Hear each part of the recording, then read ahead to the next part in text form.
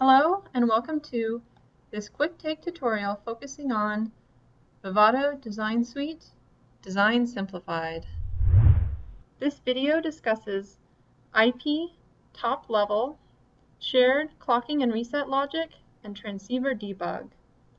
The agenda for this demo is to step through core generator IP creation and example design, discuss common limitations and difficulties with the core generator IP, step through new changes in Vivado IP structure with a focus on instantiating correct top-level module, reusing shared logic across multi-core designs, and improving access to transceiver debug facilities.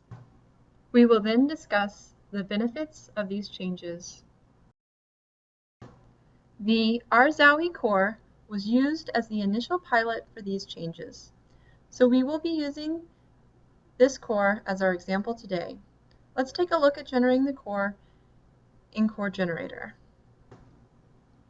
After generating a project in Core Generator, the RZOWI core can be selected, the GUI opened,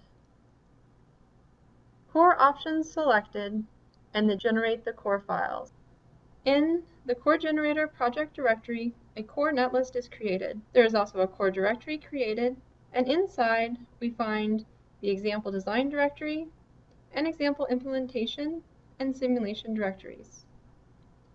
The example design directory contains required HDL wrapper files containing the core netlist instantiation, IOs and transceiver instantiations, and clocking and reset logic.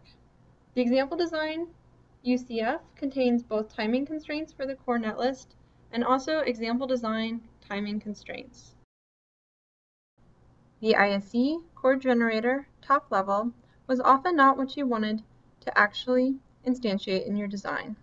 The IP netlist did not include key modules such as GT transceivers or other I/O logic.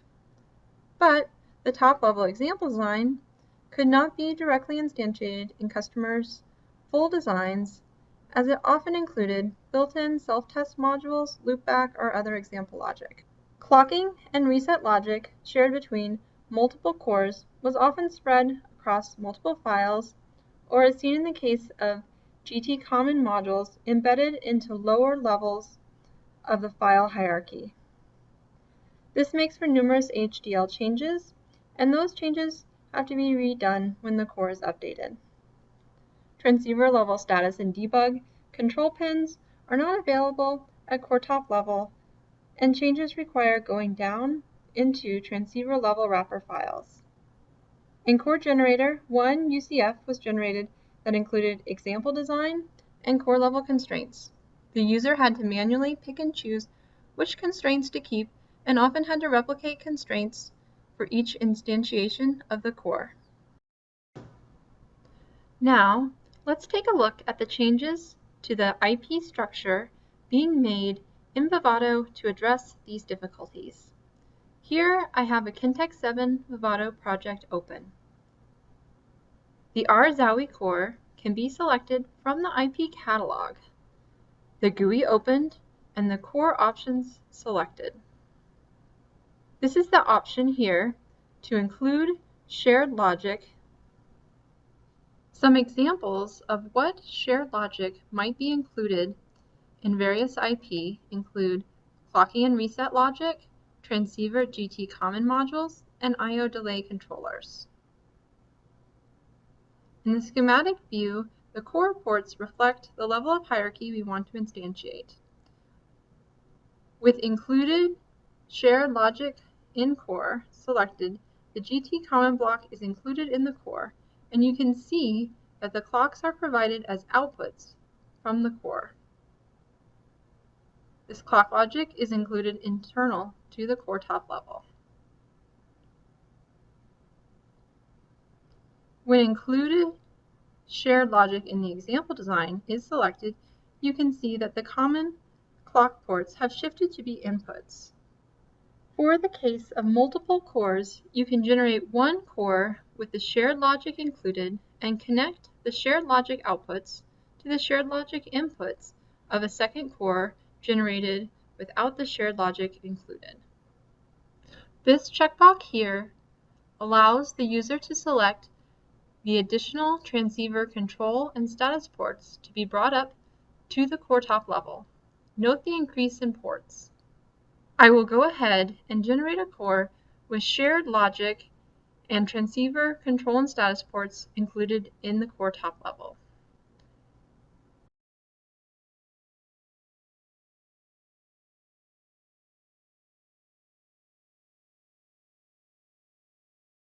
And open the example design.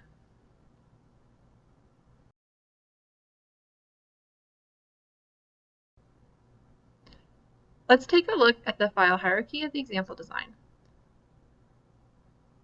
You can see for the RZOE core, the example design directly instantiates the core XCI file. In other words, the core top level. Under the core XCI file is the support layer.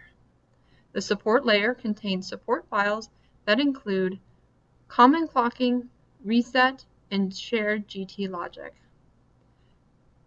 The GT common block is no longer instantiated inside of lower-level transceiver wrapper files and can now be easily shared. Here is the core block-level file that contains the encrypted HDL instantiation, GT instantiation, and other logic that would not be shared between multiple core instances. All visible HDL files can be edited. When I select the IP Sources tab, we see the core level XDC file. The IP core level constraints will automatically be applied to the IP core, no matter where instances of the core are instantiated in the design hierarchy, and will be duplicated automatically for multiple cores. The only constraints customers will need to define in respect to the IP core is to set the input clock frequencies and to lock down device I/O if applicable. Let's look now at what's different when we open an RZOE example project with the shared logic in the example design instead of below the core top level. In this case, we can see that the support level is instantiated in the example design, and it is under that support level that the core XCI file, or the core top level, is located. 2013.3 will include the demoed IP hierarchy, shared clocking and reset logic, and transceiver debug ports. The benefits to the out-of-box experience include appropriate level of hierarchy that can be included directly in the design, XDC constraints applied directly to the core, ease of use in multiple core instantiations, use within IP integrator, and version updates, minimized HDL modifications. Thank you very much for your time.